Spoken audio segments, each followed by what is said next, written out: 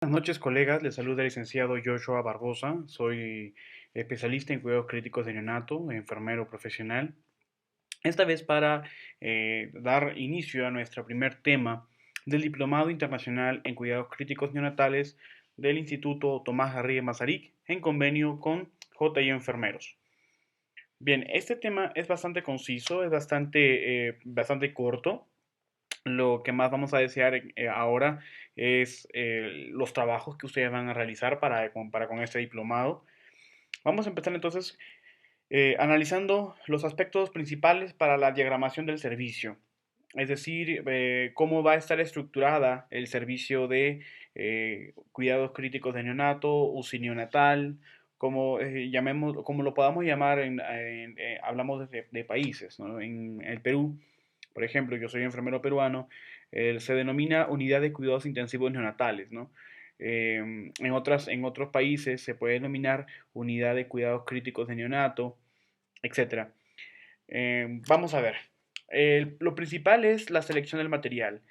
Analizar qué tipo de materiales se van a utilizar respecto al inmobiliario, a la utilización de equipos, a la utilización de agregados al servicio, por ejemplo, una propia máquina de rayos X portátil, máquinas de CPAP, etcétera, etcétera. Dependiendo de la cantidad de materiales, se va a determinar también el espacio y la ubicación del servicio de UCI neonatal. Los recursos humanos, ¿no? Con qué profesionales contamos para la UCI? En este caso, por ejemplo, de un médico neonatólogo crítico, ¿no? Un médico pediatra neonatólogo, la enfermera especialista en cuidados intensivos de neonato, ¿no? Que es un profesional ya especializado. La unidad de cuidados intensivos también cuenta con fisioterapeutas neurólogos o con fisioterapeutas especializados en neurología pediátrica, técnicos en enfermería o enfermeros generales que tienen un posttécnico o que tienen un diplomado en el tratamiento de cuidados críticos neonatales, ¿no? El espacio físico, es decir, la dimensión de la unidad. Tenemos que recordar de que cada espacio tiene una distribución por la cantidad de cunas, y eso va a tener que determinarse también por otros aspectos, para saber cuántas cunas, cuántas incubadoras van a entrar o van a estar dentro de nuestro servicio. El énfasis en el cuidado central en la familia es también un aspecto muy primordial, porque tiene que estar paralelo o adyacente a nuestro servicio, ¿no? La madre muchas veces o la familia que está esperando o alguna noticia del niño, por ejemplo, está al lado de nuestra unidad, o hablamos en el sentido de que eh, podemos realizar alguna intervención con la familia, algún apoyo espiritual, o para notificar algún cambio, o algún suceso que le pase con el bebé, ya sea positivo o negativo, ¿no? También para poder crear la unidad de cuidados intensivos tenemos que ver siempre lugares estratégicos, ¿no? Un laboratorio clínico de urgencias, un laboratorio clínico de estancia hospitalaria, que sea muy cercana, porque a veces de los análisis que se realizan son de urgencia y amerita realizarlos en menos tiempo, ¿no? Por la distancia. El laboratorio de patología también, bueno, muchas veces en los hospitales grandes o de tercer nivel para adelante, hay un solo laboratorio de patología, ¿no? El de radiología. Muchas veces nosotros en las unidades de cuidados intensivos tenemos ya una máquina de rayos X. Entonces em, no es mucha el resaltar el área. ¿Por qué? Porque esta unidad muchas veces cuenta con sus propias máquinas de rayos X portátiles, ¿no? De todas maneras, también tiene que ver la disposición de que si es que no existe una máquina de rayos X portátil, pues ver el lugar, incluso por ejemplo, como vemos en Estados Unidos, hay hospitales en donde la señalización está en los pasillos, en el piso, para poder llegar a las áreas más rápido, ¿no? En Perú, por ejemplo, ya sabemos, ya ubicamos rápidamente nuestra área de radiología, pero en otros hospitales no. Bien. Farmacia también, bueno, muchas veces los mismos químicos farmacéuticos nos traen el insumo de medicamentos a nuestro servicio, pero hay medicamentos que de urgencia o medicamentos que se acaban, por así decirlo, y tenemos que reponerlos. Entonces, muchas veces los fármacos no están a nuestra disposición y tenemos que acudir por ellos, no demorarnos, etcétera. La sala de electroencefalograma también es principal en la unidad de cuidados intensivos neonatales por algunos problemas neurológicos que puedan suceder en el prematuro. La unidad de ecocardiograma, muchas veces tenemos no se cuenta siempre con máquinas con un ecodoppler y también tiene que verse el lugar en donde se va a ubicar la unidad para que se acercan a ella, ¿no? Y el banco de sangre que también es muy importante. Muchas veces las unidades de cuidados intensivos neonatales están cerca al área de urgencias, en donde están la mayoría de las unidades de apoyo, ¿no? Como los lugares estratégicos que acabamos de mencionar. Bien, cálculo y la disposición de las cunas o las incubadoras. Hay que tener en cuenta los parámetros principales para determinar la cantidad de cunas o incubadoras que se van a utilizar en una unidad de cuidados intensivos neonatales. En este caso, además de la infraestructura que se va a utilizar, tenemos que ver, por ejemplo, la demografía, ¿no? Cuánta población tenemos para poder calcular la tasa de natalidad, la tasa de partos, etcétera? Los partos anuales, también tenemos que ver cuántos partos anuales se atienden y de estos partos, cuál es la epidemiología de los niños que van a ir a la unidad de cuidados intensivos neonatales, ¿no? Y para eso determinar cuáles serían los principales motivos por los cuales los niños llegan a la unidad de cuidados intensivos neonatales, ¿no? Otro parámetro es el número de camas en la unidad de obstetricia, ¿no? Viendo la tasa de natalidad, viendo la tasa de morbilidad, también tenemos que analizar el número de camas en obstetricia. ¿Por qué? Porque puede existir un porcentaje promedio de la cantidad de pacientes obstétricas que van a pasar, cuyos hijos van a pasar a la unidad de cuidados intensivos neonatales, ¿verdad? Otra es la tasa anual de nacidos vivos. Una cosa es la tasa de natalidad y otra es la tasa anual de nacidos vivos, ¿no? Para suponer la cantidad de ingresos que van a llegar a nuestro servicio, ¿no? Siempre hay un promedio anual y un promedio mensual. La tasa de referencias, ¿cuántas referencias recibe el Instituto de Salud? Hablo de la institución de salud, el Hospital 2 o Hospital 3. Mayormente en Perú, a partir de un Hospital 3 ya se tiene unidades de cuidados intensivos neonatales, ¿no? Muchas veces en Hospitales 2 en el Perú se tiene solamente servicios de neonatología o alojamiento conjunto que va con la madre, ¿no? En las unidades de cuidados intensivos neonatales a partir del tercer nivel, tanto en Perú como en México, donde ya hay unidades de cuidados intensivos neonatales, tenemos que saber cuántos son los hospitales o centros de salud que van a realizar referencias hacia nuestra institución y cuántas se reciben en promedio al mes, ¿no? ¿Por qué? Porque va a depender mucho de la cantidad del espacio, la cantidad de personas a ingreso promedio. ¿Por qué? Porque tenemos que calcular cuántas camas o cuántas cunas puede permitir el servicio. De lo contrario, tenemos que buscar algún otro lugar de referencia, ¿no? Y el personal especializado, principalmente personal especializado. La unidad de cuidados intensivos neonatales, como la unidad de cuidados intensivos del adulto, amerita únicamente personal especializado, incluyendo al personal técnico que tenga alguna experiencia académica o práctica, por experiencia, hablo de experiencia por años, en la unidad de cuidados intensivos. No se puede recibir a personal que no tenga la experiencia, ¿no? Inclusive el personal especializado que labora o que tiene la especialización, pero que no ha laborado por más de 3 años en una unidad de cuidados intensivos neonatales, ya sea solamente en Perú le llamamos pasantías, o sea, solamente para contar con la experiencia por un tiempo y luego retomar a su servicio, ¿no? Bueno, veamos. Clasificación de las cunas o las incubadoras, ¿no? Vamos a tener tres tipos de clasificación, cuatro tipos de clasificación. En este caso es la intensiva, donde existen los cuidados complejos y continuos. Por ejemplo, donde en esa sala de cuidados intensivos propiamente dicho, vamos a manejar los procedimientos como ventilación asistida o ventilación mecánica, el CPAP nasal. Vamos a manejar pacientes con traqueostomía, ¿no? Vamos a trabajar pacientes con halo de oxígeno, medicamentos vasopresores por la infusión, ¿no?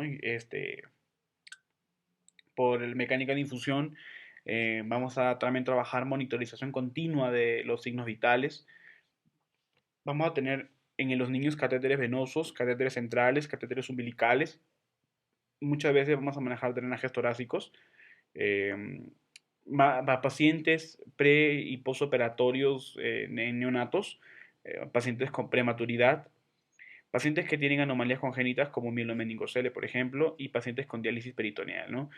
También tenemos que analizar, uno de los parámetros también que tenemos que analizar, que no lo dije hace un momento, es eso va a depender mucho de la institución, pero va a depender la cantidad de tiempo que pueda, en donde pueda admitirse al recién nacido, ¿no?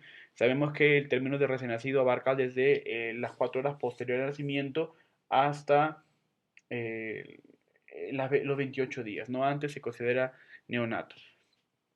Pero del neonato hasta los 28 días, o sea, si de inmediato al nacimiento hasta los 28 días, se considera en el Perú niño apto para la unidad de cuidados intensivos, ¿no? Neonatales.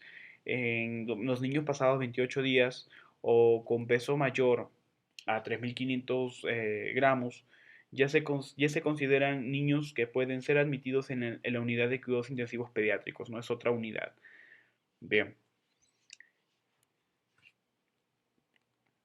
De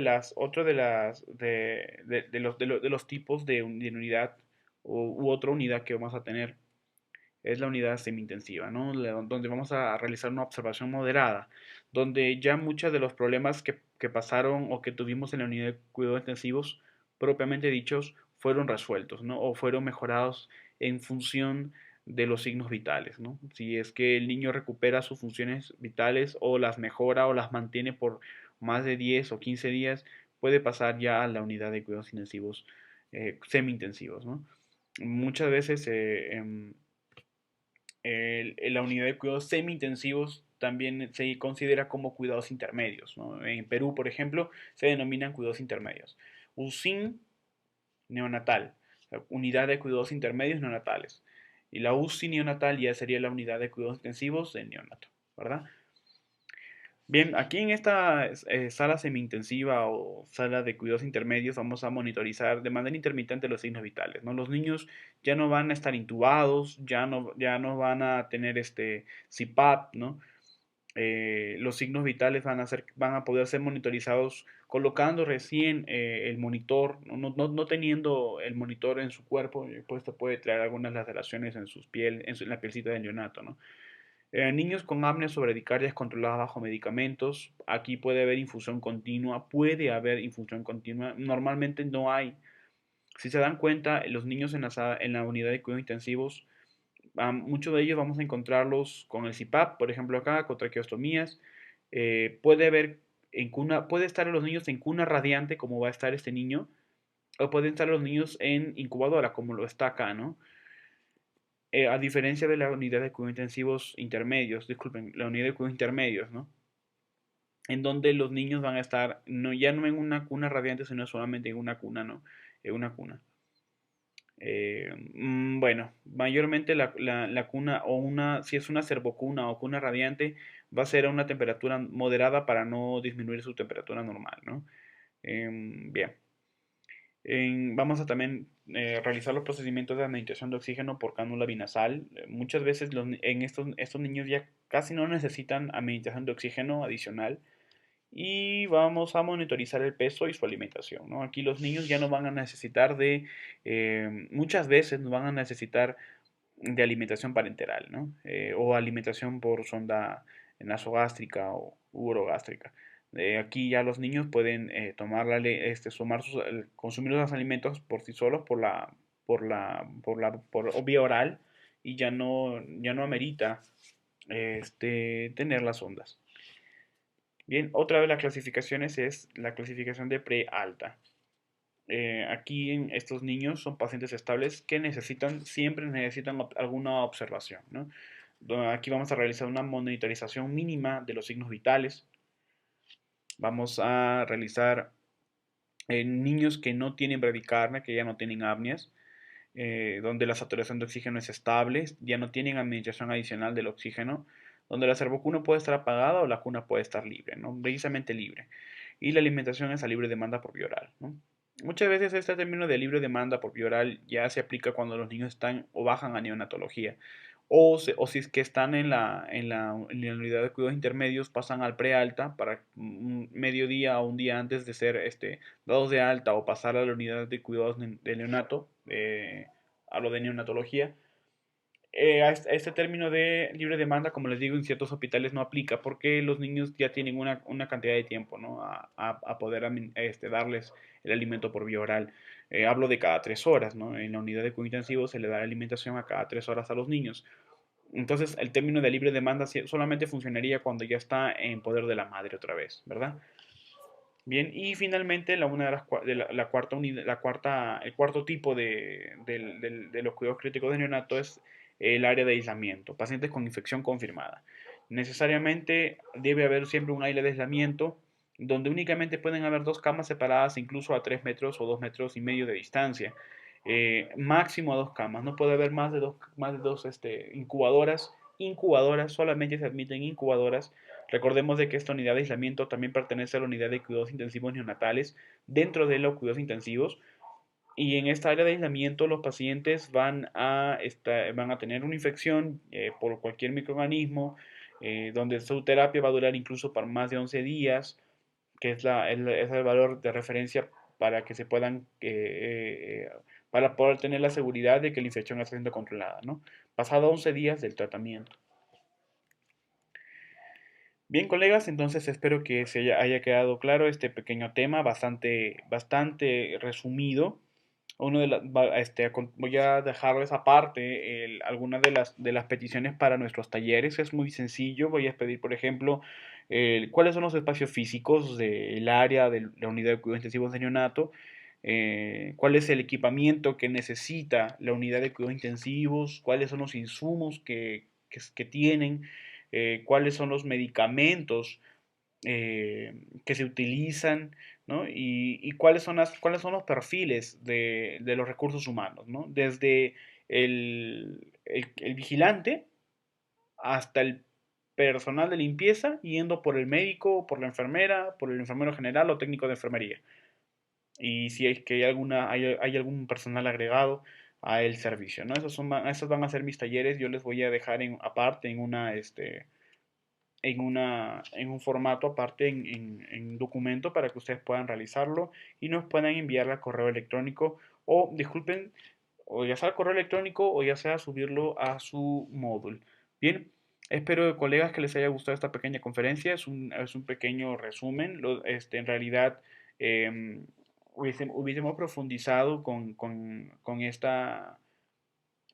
este tema muy importante, pero es precisamente como referencia, ¿no? Ese primer tema, quiero que quede como referencia nada más, pero sí es muy importante que ustedes conozcan cuál es el espacio físico, los materiales a utilizar, el equipamiento, los insumos y los medicamentos principalmente, ¿no? ¿Cuáles son los medicamentos que se utilizan en la unidad de cuidados intensivos de neonato? Específicamente la unidad de cuidados intensivos, ¿no? Propiamente dicha. Bien, muchísimas gracias, colegas. Se despide el licenciado Joshua Barbosa, especialista en cuidados críticos de neonato, de este diplomado internacional en cuidados críticos neonatales que se instruyen, que se instruye o que se dicta dentro del Instituto Tomás Jarría Masaryk en convenio con JI Enfermeros. Muchísimas gracias y Dios los bendiga.